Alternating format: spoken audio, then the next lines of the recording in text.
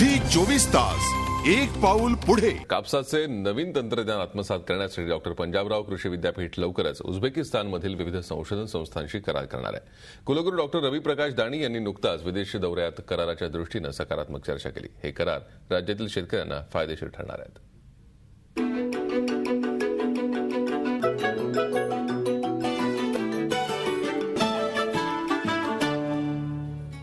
अकोला जिल्ह्यामधील डॉक्टर पंजाबराव कृषी विद्यापीठाचे कुलगुरू रवी प्रकाश दाणी यांनी नुकताच उझबेकिस्तान देशाचा दौरा केला।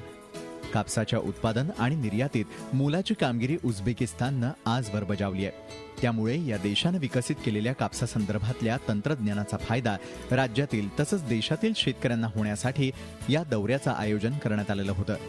कुलगुरू डॉक्टर रवी प्रकाश दाणी यांनी या देशातल्या उच्च तंत्रज्ञानाच्या आदान प्रदानासाठी कराराच्या दृष्टीनं हालचाली सुरू केलेल्या आहेत। कुलगुरूंनी या दौऱ्यामध्ये Uzbekistan academy of science, institute of genetics and experimental biology, Namangan silk factory या संस्थांना भेटी दिलेल्या असून येत्या काळात त्यामुळे भारताला मोठी मदत होण्याच्या दृष्टीनं प्रयत्न होणार आहेत। माझ्या प्रवासामागचा हेतू असा होता की तेथील ज्या संशोधन आणि शिक्षण या क्षेत्रातल्या ज्या संस्था आहेत त्यांना विद्यापीठाच्या कार्यासंबंधी माहिती देऊन विद्यापीठासाठी तेथील विद्यार्थी आणि संशोधक आकर्षित करणे हा एक माझा उद्देश होता।